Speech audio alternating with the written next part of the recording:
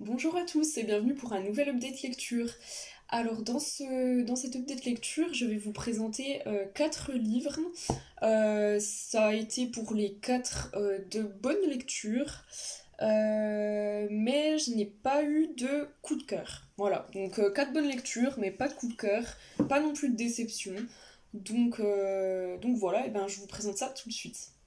Alors, pour commencer, j'ai lu La Dame du manoir de Wildfell Hall d'Anne Brontë aux éditions Archipoche. Donc déjà, comme vous pouvez le voir, c'est un pavé, hein, voilà, il fait 560 pages environ, on dirait plus, mais bon, voilà. Alors, ce livre, j'ai vraiment aimé, donc c'est un classique de la littérature anglaise, et c'était vraiment très bien. Donc en fait, on suit Gilbert Markham, qui est un éleveur, tout ce qu'il y a de plus banal, à l'époque victorienne. Et donc, il vit une vie paisible, normale, jusqu'au jour où il va faire la rencontre de Helen Graham, qui est une nouvelle arrivante dans le village. Euh, et en fait, il va tomber follement amoureux de cette Hélène. Sauf que le problème, c'est qu'Hélène est veuve. Donc en fait, elle va s'installer dans le manoir de Wildfell Hall toute seule avec son jeune fils. Et donc là, ça va commencer à jaser dans le village. Pourquoi elle habite seule, pourquoi elle est enfin pourquoi elle n'a pas de mari, pourquoi elle habite seule, etc. Et en fait, il s'avère qu'elle est veuve, donc, mais les circonstances autour de la mort de son époux sont assez mystérieuses. Voilà, elle s'épanche pas trop sur le sujet. Et donc, les habitants du village ben, vont commencer à jaser, vont faire beaucoup de commérages. Il y a des rumeurs qui vont se répandre également. Et donc, Helen Graham va avoir une assez mauvaise réputation. Sauf qu'en fait, bah, les gens sont loin de se douter quelle a été sa vie, quel a été son calvaire. Et donc je peux pas trop vous en dire plus parce que sinon ça va vous spoiler, mais en fait, voilà, elle a pas eu une vie facile avec son défunt mari. Et donc voilà, et en fait on va suivre à travers ce roman, ben en fait quelle était la place de la femme au sein de la société, en fait, au sein de la société victorienne. Quelle était la vie d'une femme à cette époque, comment étaient considérées les femmes à cette époque. Et en fait, eh ben, on va se rendre compte qu'une femme à l'époque sans mari, enfin une femme seule en fait, limite c'était inconcevable. Enfin voilà, elle habite seule avec son gosse et tout le monde l'emmerde, entre guillemets. Comme si, voilà, c'était pas normal à cette époque qu'une femme puisse vivre seule. Et ça ne l'était pas, en fait, parce qu'on nous montre très bien à travers ce livre qu'à l'époque, bah, en fait, une femme n'existait qu'à travers son époux. Voilà. Donc, à travers son époux, son père. Là, pour le coup, elle vivait sans son père et sans son époux. Et du coup, ben, elle avait très mauvaise réputation. Voilà, donc c'est assez triste de se rendre compte qu'à l'époque, ben, une femme n'existait qu'à travers son mari ou à travers son père, voilà, comme si c'était juste une chose qui avait de la valeur en présence d'un homme. Et voilà, elle était seule, donc forcément, c'est qu'elle avait mauvaise réputation, c'est que c'était une fille, voilà, avec de minces vertus, entre guillemets, et alors qu'en fait ce n'était pas du tout le cas. Au contraire, en fait, on va se rendre compte qu'Helen Graham était une femme très moderne pour son époque, parce que voilà, elle a pris des décisions dans sa vie que beaucoup de femmes n'auraient pas prises à l'époque, parce que c'était très risqué, c'était très mal vu. Mais elle, voilà, elle s'est affranchie de tout ça et elle a décidé de, ben, tant pis pour sa réputation, même si c'était mal vu, de partir, de vivre seule, etc., ben, elle l'a fait quand même, pour elle d'abord, et aussi pour son fils. Donc voilà, donc c'était une femme très courageuse pour l'époque, étant donné que, ben voilà, que elle a préféré faire passer sa vie, enfin sa qualité de vie à elle et à son fils, au détriment de sa réputation en fait. Et donc voilà, c'était pas mince à faire à l'époque, peu de femmes osaient le faire. Et voilà, et donc C'était vraiment très très bien comme roman. C'était assez longuet. Il y avait des passages longuets, mais bizarrement, on s'ennuyait pas. Voilà, c'est assez paradoxal, mais c'était très bien écrit. Donc c'est un roman assez contemplatif. Donc si vous aimez pas les romans où il y a des longues descriptions, où il n'y a pas beaucoup d'action, etc., ce sera peut-être pas un roman pour vous. Néanmoins, je pense que c'est un classique qui est important parce que voilà, comme je l'ai déjà dit, on nous montre quelle était la situation des femmes à l'époque. Et, euh, et donc voilà, et quand on referme ce livre, on se dit ben, quand même heureusement que je vis assez à mon époque et pas à la sienne, parce que certes, l'égalité homme-femme à notre époque est encore très loin d'être acquise. Il y a encore beaucoup de problèmes voilà, en ce qui concerne les femmes dans notre société, mais Dieu merci, on a quand même beaucoup avancé depuis et honnêtement être une femme à l'époque, enfin voilà c'était juste horrible donc voilà. Mais voilà non c'est un livre qui m'a beaucoup plu et ça m'embête un peu de pas en dire plus parce que j'ai envie de rentrer un peu plus dans les détails, de vous expliquer quelles problématiques en fait étaient soulevées dans ce livre parce qu'il y en a plusieurs. Mais voilà, je ne préfère pas en parler, sinon je vais vous spoiler. Mais en tout cas, il y avait beaucoup de problèmes évoqués dans ce roman. Je trouve qu'Anne Brontë était assez visionnaire pour l'époque, parce que franchement, écrire ça alors qu'on était une femme à l'époque, enfin, elle avait quand même une vision assez moderne des choses en fait. Et du coup, c'était vraiment bien ben, de lire ça, tout simplement. Et donc, je vous le conseille, surtout si vous aimez les classiques et la littérature anglaise. En second lieu, j'ai lu La nuit avec ma femme de Samuel Benchetrit aux éditions J'ai lu. Alors là, ça va être assez rapide parce que ce livre était assez court, il faisait 150 pages environ. Et donc là, alors ce livre, j'ai pas trop aimé. Voilà, alors c'était pas non plus une déception parce que voilà, c'était quand même bien, mais voilà, c'était pas transcendant. Donc en fait ici on va suivre, enfin en fait c'est un roman, un hommage de Samuel Benchetrit, pardon. Donc c'est un hommage de Samuel Benchetrit à sa femme qui est décédée malheureusement. Femme qui était très connue étant donné que en fait c'était Marie Trintignant. Donc en fait je savais pas en commençant ce roman, je connaissais pas du tout Samuel Benchetrit. Donc par conséquent, je savais pas du tout que ça allait parler de Marie Trintignant en fait. Et donc pour ceux qui ne le savent pas, Marie Trintignant était une actrice et elle a été tuée par Bertrand Cantat, donc chanteur du groupe Noir Désir. Et donc ça avait vraiment été un fait divers très emblématique à l'époque, parce que voilà, elle est décédée sous les coups de l'homme qu'elle aimait. Parce qu'en fait, elle était, enfin, pour vous remettre dans le contexte, elle était mariée à Samuel Benchetrit, mais ils n'avaient pas divorcé. Et entre-temps, elle a connu Bertrand Cantat, donc avec qui elle était en couple. Et malheureusement, elle est décédée suite à des coups que lui a porté Bertrand Cantat. Donc en fait, c'est une affaire très emblématique des violences, de tout ce qui est violence conjugale en fait. Et donc voilà. Et en fait, ce livre, c'est un hommage eh bien, à Marie Trintignant de la part de Samuel Benchetrit, donc son époux. Et donc en fait, ce qui m'a déçu avec ce livre, c'est que, ben, étant donné que ça parle de la mort de sa femme, je m'attendais à beaucoup plus d'émotions, enfin, je m'attendais à ressentir beaucoup plus d'émotions. Et au final, alors certes, j'en ai ressenti par moments, hein, voilà, je suis pas un robot, évidemment qu'il y a des passages de ce livre qui m'ont touchée, mais pas comme je m'y attendais en fait. Enfin, je m'attendais à avoir peut-être les larmes aux yeux à certains moments, etc. Alors que pas du tout, étonnamment. Alors que pourtant, je suis quelqu'un de très sensible. Et là, ben, je sais pas. Je sais pas pourquoi ça ne l'a pas fait. Alors, je pense qu'il y a en partie. Enfin, une des raisons, je pense, qui fait que je n'ai pas été assez émue, c'est que. Enfin, c'est le style de l'écriture, en fait. Parce que Samuel Benchetrit, dans ce livre, est très. Enfin, on ressent une rage en fait, on ressent une rage de la colère, beaucoup de colère, ce qui est normal, hein. À sa place, voilà, je serais dans le même état. mais en fait ça rend le récit moins émouvant que, que ça n'aurait pu l'être en fait. Voilà, je sais pas si je suis, si je suis très... Enfin, si vous comprenez vraiment ce que je veux dire. Mais en fait, c'est ça, je pense que... Enfin, c'était violent, c'était cru, c'était brut.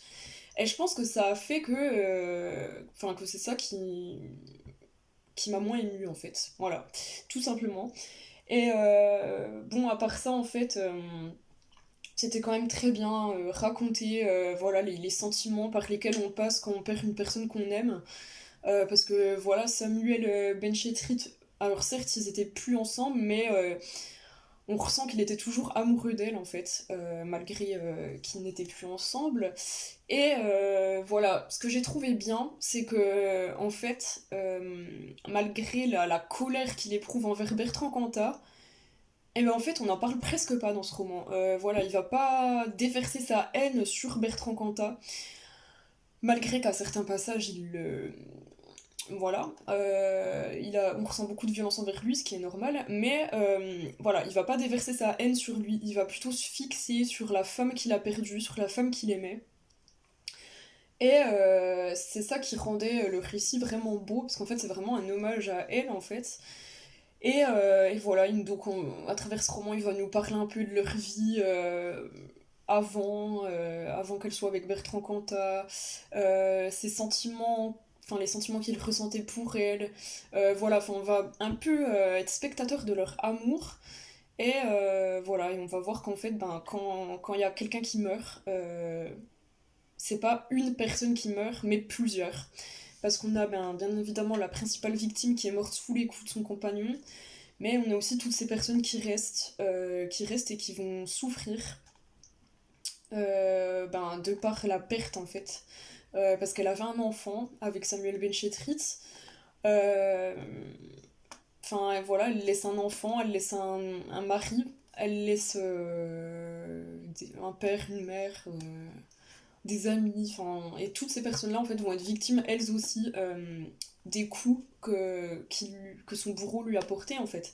Et il y a une phrase, une citation que j'ai trouvée très bien, que j'ai trouvé qui exprimait vraiment bien ce que peut entraîner la mort de quelqu'un.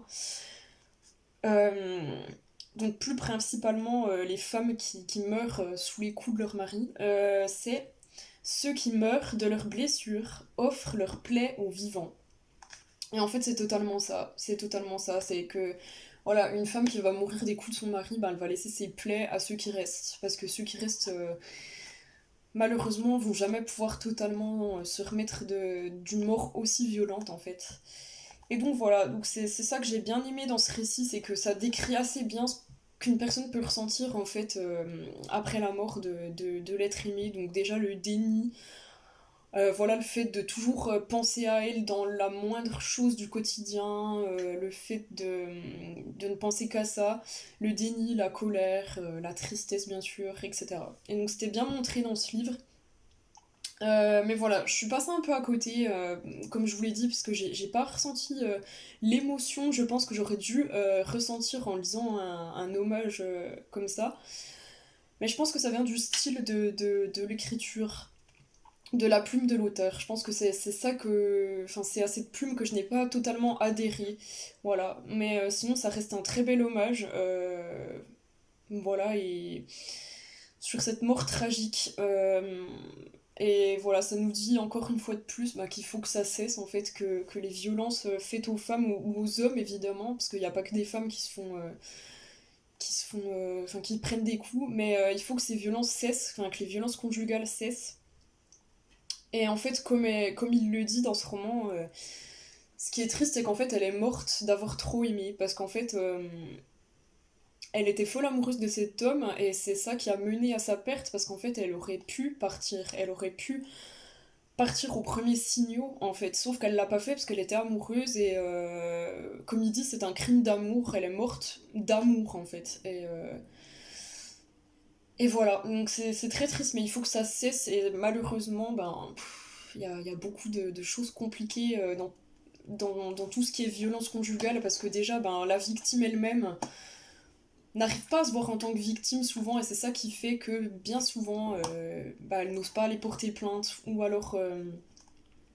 Enfin, ouais, elles n'osent pas partir, pas porter plainte. Donc il y a déjà ça, déjà le fait de pas réussir à se ressentir en tant que victime, à se considérer en tant que victime. Deuxièmement, elles sont sous l'emprise bien souvent d'un homme violent, extrêmement violent, pervers narcissique, voilà, qui les rabaisse, qui les font culpabiliser, qui bien souvent, après les avoir tapés, ils redeviennent tout gentils et tout est beau, et du coup la victime se dit, tiens, enfin elle ressent encore de l'espoir, elle se dit, tiens, si ça se trouve, il va changer, sauf que non. Et c'est ça qui est dur dans ces relations-là, c'est que, en fait, déjà, rien que le simple fait de réussir à se reconnaître en tant que victime, c'est déjà tout un pas à faire, et voilà, et malheureusement, souvent, c'est trop tard. Et souvent aussi, quand les femmes vont porter plainte, il n'y a pas de prise en charge pardon, derrière, et c'est ça aussi qui fait que ça décourage certaines femmes parce qu'elles vont porter plainte, on leur dit, enfin j'avais vu un reportage là-dessus l'autre fois à la télé, elles vont porter plainte au commissariat le plus proche de chez elles, on leur dit non, c'est pas ce commissariat-là qui est compétent, il faut que vous alliez à tel autre commissariat. Sauf qu'en fait, en même temps, c'est déjà tellement une épreuve pour elles d'aller au commissariat qu'en fait, on leur dit de changer de commissariat, mais entre-temps, elles ont le temps de changer d'avis, de faire demi-tour. Donc c'est très dommage parce qu'en France, enfin pas qu'en France, hein, évidemment, dans d'autres pays également, on n'a pas assez de moyens en fait à ce niveau-là. Je sais pas, il faudrait mettre des choses en place pour que les victimes soient plus en sécurité et pour les accompagner au mieux, parce que souvent, malheureusement, il faut attendre que la personne meure avant qu'il y ait vraiment prise en charge du dossier. Donc voilà, petit aparté, mais tout ça pour dire que c'est un roman quand même qui était bien, qui décrivait bien ce qu'on pouvait ressentir après la mort d'une personne aimée. Et juste petit regret, c'est que je n'ai pas ressenti l'émotion que j'aurais dû ressentir en lisant un tel roman. Voilà. Ensuite, troisième livre, on change totalement de registre, hein, ce sera un peu plus gai, enfin quoique. Euh, j'ai lu le tome 2 des 7 sœurs, donc c'était La sœur de la tempête, de Lucinda Riley au livre de poche. Alors, un deuxième tome que j'ai adoré, tout autant que le premier. Alors, autant que le premier parce que en fait il y avait des choses mieux dans ce deuxième tome que dans le premier, mais il y avait également des choses que j'ai trouvées moins bien. Donc je m'explique. Déjà, pour ce qui est de l'histoire, on va suivre dans ce deuxième tome Ali, donc qui est la deuxième sœur et qui a pour le coup deux passions dans sa vie. Donc je résume en gros, hein. Elle a deux passions dans sa vie, c'est la voile, donc elle est navigatrice, et la musique également, parce que en fait dans sa jeunesse elle a joué, alors là j'ai un trou de mémoire, c'est la honte, elle a joué de la flûte traversière je crois, bon de la flûte ça c'est sûr, elle a joué de la flûte et donc elle a vraiment deux passions dans sa vie qui sont la navigation et la musique. Et donc en fait, à la mort de son père, elle va être amenée en Norvège, donc sa terre d'origine, et donc là-bas, elle va découvrir qu'en fait, elle descend des Halvorsen, qui était une famille de musiciens. Je ne vous en dis pas plus, parce que sinon je vais vous spoiler quasiment l'intégralité du roman. Mais voilà, en tout cas, elle descend de musiciens célèbres et virtuoses, vraiment. Et donc, c'est pour ça que ça va l'amener en Norvège, en fait, parce que c'était des musiciens norvégiens. Alors, ce que j'ai adoré dans ce roman, c'était qu'en fait, la personnalité d'Ali était beaucoup plus intéressante que celle de Maya dans le premier tome. Voilà, parce que comme je vous l'avais dit dans mon update lecture précédent, Maya, je l'avais trouvée un peu fade, voilà, on pouvait pas trop s'identifier à elle. Je sais pas, honnêtement, Maya, elle était vraiment, enfin, elle avait vraiment une personnalité, ouais, un peu plate. C'est méchant, mais c'est la vérité. Alors que là, Ali, elle avait une personnalité vraiment plus forte, plus affirmée, mais aussi plus humaine. Parce qu'en fait, avec Maya, on n'avait pas ce côté très humain, très émotionnel, elle était vraiment voilà, effacée. Alors que là, certes, c'est une personnalité forte, mais qui a aussi ses failles. Et du coup, on pouvait beaucoup plus s'identifier au personnage d'Ali. Et on pouvait. Enfin. enfin, son personnage était beaucoup plus attachant et beaucoup plus intéressant également. Voilà, donc c'est ça que j'ai bien aimé dans ce roman. Ce que j'ai bien aimé aussi, c'est qu'on a suivi du coup deux passions, deux domaines totalement différents dans ce roman. Donc tout d'abord, on va commencer par la navigation. On va suivre Ali pendant plusieurs périples sur la mer, donc sur son voilier, sur plusieurs courses également. Et donc ça c'était très intéressant parce que personnellement je connais pas du tout enfin le milieu de la voile, tout ça, je ne connais pas du tout. Enfin voilà, à part le Vendée Globe, c'est la seule chose que je connais. Et donc là j'ai appris l'existence d'autres courses, de jargon, du jargon un peu bah voilà, du monde de la navigation, etc. Donc c'était très intéressant de suivre voilà, la vie de l'équipage un peu sur le voilier, tout ça. Et on va suivre également ben, sa deuxième passion qui était la musique. Et donc là, pareil, j'ai découvert plein de choses, j'ai appris plein de choses sur le monde de la musique, sur le monde de l'opéra, voilà, sur pareil, tout ce qui était jargon de la musique classique, etc. Donc c'était très intéressant de suivre ces deux choses-là. Par contre, ce que j'ai moins aimé dans ce tome-là, c'est que déjà, j'ai trouvé qu'il était assez lent à démarrer. Voilà, honnêtement, les 200 premières pages, je crois, si je dis pas de bêtises, il me semble que c'était les 200 premières pages où en gros, il se passait, ben, pas grand-chose. Voilà, les 200 premières pages, en gros, elle vient d'apprendre la mort de son père, du coup, voilà, elle se décide enfin à aller en Norvège, etc. Enfin, c'était long, franchement c'était long à démarrer, donc au début j'étais pas trop dedans. Mais bon, après, une fois passé les 200 premières pages, on est vite embarqué avec elle, y a pas de souci avec ça. Donc c'est ce premier point-là sur lequel j'ai tiqué. Et ensuite, le deuxième point, bah, c'est qu'en fait, la Norvège, enfin on était censé voyager en Norvège avec ce tome, et ben j'ai moins voyagé avec ce deuxième tome qu'avec le premier.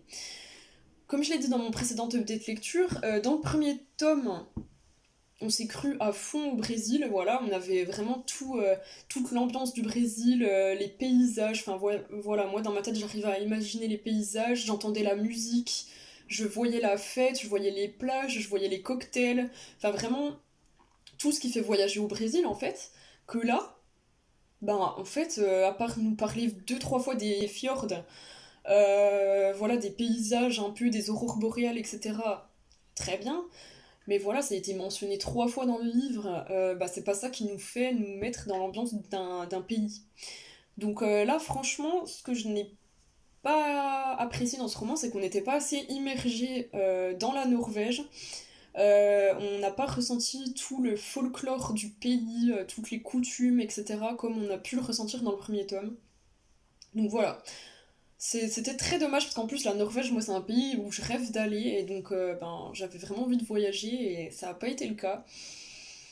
Donc c'est très dommage, c'est très très dommage parce qu'en plus il y avait matière à faire honnêtement. Enfin voilà, c'était... J'ai pas compris. J'ai pas compris pourquoi. Enfin voilà, c'était... Non, franchement, j'étais déçue là-dessus parce que voilà, dans le premier tome, enfin, Lucinda Riley avait très bien réussi à nous immerger dans la culture brésilienne et là, bah, j'ai pas trouvé en fait. Donc je sais pas si c'est moi ou si c'est un sentiment général, mais voilà, là pour le coup, j'ai vraiment été plus à fond dedans pour ce qui était de la personnalité d'Ali, de l'émotion qu'il y avait dans ce roman. Mais alors, niveau voyage, ben, j'ai beaucoup plus voyagé avec le tome 1 qu'avec ce tome-là. Donc, un peu déçu. Donc c'est pour ça que les deux tomes, je les mets à égalité en fait, parce que chacun a ses qualités et chacun a ses défauts. Donc pour l'instant, je ne peux pas trop départager ces deux tomes, je pourrais pas dire lequel j'ai préféré. Voilà, chacun avait ses forces et ses faiblesses, donc voilà. Mais déçu de ne pas avoir voyagé. Mais par contre, au niveau de l'histoire et des sujets, des thèmes abordés, c'était vraiment top. Donc voilà, c'est toujours une super saga, hein. Franchement, je ne suis toujours pas déçue. C'est toujours une saga que je trouve super pour l'instant. Et donc j'ai hâte de lire le tome 3, qui, si je ne dis pas de bêtises, se déroulera à Londres. Voilà. Donc, affaire à suivre, hein. Pour finir, j'ai lu L'amour dure 3 ans de Frédéric Beigbeder aux éditions Folio. Alors, c'est le premier livre que je lis de cet auteur. Donc, comment vous dire que j'ai été assez surprise parce que c'est un style très brut, très rentre-dedans, très... voilà, y a pas de filtre, hein, honnêtement. Voilà, donc j'ai été un peu surprise au début, et puis finalement, en fait, ça allait assez bien avec ce qu'il racontait dans le livre. Donc en fait, surprise sans être surprise. Et ce roman était adapté en film. Moi, je l'avais vu. Il me semble que c'est avec Louise Bourgoin. Le film, j'avais déjà adoré. Et le roman, ben, j'ai bien aimé, bien aimé aussi, pardon. Donc non, c'était vraiment cool. Alors, je peux pas trop vous en dire, parce que sinon, je vais totalement vous spoiler. Euh, mais vraiment, c'est en fait, ce livre tourne autour ben, de l'amour, hein, comme l'indique le titre. Et l'auteur a une théorie en fait comme quoi l'amour dure 3 ans. Comme quoi en fait la première année c'est la passion, la deuxième année la tendresse et la troisième année l'ennui. Et en fait c'est là où tout foire en guillemets. Et donc c'est cette théorie en fait qu'on voit tout au long du roman. Donc en fait on va suivre son mariage avec sa première femme qui a capoté au bout de 3 ans. Et pendant le roman il va se mettre avec une deuxième femme et en fait, à la fin du livre, on arrive au moment où ça fera 3 ans qu'ils sont ensemble. Et bah, je vous en dirai pas plus parce que sinon le livre perd totalement son intérêt. Mais voilà, ce que j'ai aimé dans ce livre, c'est que bah, en fait, Frédéric Beigbeder va soulever des points très réalistes en fait de ce que sont les histoires d'amour. C'est pas du tout une vision romantique, pas du tout une vision niaise de ce qu'est l'amour, au contraire. Il va plutôt soulever des points assez sensibles, assez tabous encore, je trouve. Donc voilà, si vous aimez les histoires de bisounours, les histoires où c'est la passion pendant 20 ans, ce qui est très rare, soit dit en passant.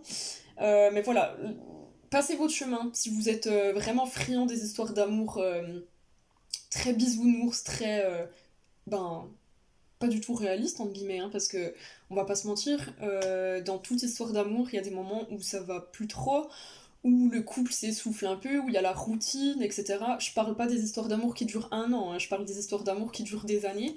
Enfin voilà, ce qui est totalement normal. C'est totalement normal qu'au début tout soit beau, tout soit rose et qu'au fil des ans, ben oui, il y a la routine, il y a des choses qui entrent en compte, qui font que le couple va moins bien, mais que justement si votre couple est fort, ben ça va, vous allez vous ressouder, etc. Euh, c'est de ça en fait que va parler ce livre. Mais voilà, enfin, si vous êtes friand des histoires où c'est l'amour parfait, où tout va bien, franchement ne lisez pas ce livre parce que sinon vous allez tomber de très très haut. Euh, donc voilà, c'est pour ça que j'ai aimé ce roman, c'est parce qu'en fait il nous montre la réalité des choses. Alors parfois un peu dans l'extrême, hein, parce que voilà, Frédéric Beigbeder, j'avais jamais lu ses livres, mais je connais un peu le personnage, et en fait, bah, si vous le connaissez, vous savez que c'est quelqu'un qui n'a pas sa langue dans sa poche et qui est un peu extrême sur les bords. Mais donc c'est pour ça, apprendre avec des pincettes, parce qu'il y a des choses qu'il va dire dans ce roman, certes qui sont réalistes, mais d'autres qui vont être totalement aléatoires d'une personne à une autre. Voilà. Après, comme on dit, il n'y a pas de règle en amour, chaque couple va vivre son amour d'une façon différente, mais en tout cas, il soulève des points très réalistes dans ce roman. Voilà, je suis désolée, mais en grandissant, on comprend que l'amour c'est pas toujours rose. Voilà, moi c'est quand j'avais 13 ans, voilà, je pensais que on allait se marier avec un homme et rester jusqu'à la fin de sa vie avec et que ce serait beau, tout était rose, blablabla. Enfin voilà, ça je le pensais quand j'avais 13 ans, que je regardais High School Musical et que voilà. Maintenant, en ayant grandi, en ayant pris de la maturité, je sais très bien que dans les histoires d'amour, ben, tout ne va pas toujours bien, qu'il faut parfois faire des concessions, qu'il faut parfois beaucoup de communication pour arriver à surmonter certaines crises. Et voilà, donc, et c'est ce que nous montre ce livre en fait, c'est qu'en amour, bah, rien n'est écrit, rien n'est acquis, et que parfois, ben, pour que ça dure plus de 3 ans peut-être, eh bien il faut faire certains sacrifices, faire certaines choses, certains choix. Et voilà, donc c'est pour ça que ce livre était très réaliste, un peu extrême sur les bords, mais voilà, en tout cas j'ai bien aimé. Je pense que du coup ce ne sera pas le dernier Bec BD que je lirai, parce que je trouve que cet homme a une certaine vision des choses ben, qui est très réaliste et qui il sait appuyer là où ça fait mal. Il sait parler des tabous sans en avoir, hein, puisque pour le coup il est très, très franc, très grand franc-parler. Mais ça fait du bien de lire des choses comme ça, de gens comme ça parfois, parce que voilà, au moins ça nous secoue un peu et ça nous fait sortir un peu bah, de tout ce que la société nous impose. Donc c'était vraiment bien. Et donc voilà. Et juste petite anecdote par rapport à ce livre, je l'avais trouvé chez Emmaüs. Excusez-moi, je m'étouffe avec ma salive. Je l'avais trouvé chez Emmaüs, et ce que j'aime bien avec les livres d'occasion, c'est que parfois on trouve des choses à l'intérieur, comme ici c'était le cas. Et donc la personne qui a lu ce livre avant moi, donc c'était un cadeau, on lui avait offert ce livre d'après ce que je comprends, et c'était écrit J'espère que ce principe ne s'appliquera pas pour vous, et ni pour notre amitié. À tes 20 ans, bisous Camille.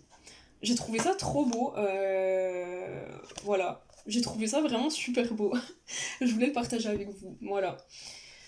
Donc c'est fini pour ce book haul. Donc comme vous pouvez le voir, c'était 4 lectures très variées et bien pour les 4. Voilà, c'était assez cool. Pas de coup de cœur cette fois-ci, mais bon, on peut pas en avoir à tous les coups, mais ça reste des lectures très bien et je vous les conseille, voilà. Dites-moi si vous avez déjà lu un de ces livres, si vous aviez aimé, ou si vous avez envie de lire l'un de ces 4 livres après avoir vu cette vidéo. Et voilà, et bien j'espère que la vidéo vous aura plu, merci de l'avoir regardée et à bientôt pour une prochaine vidéo.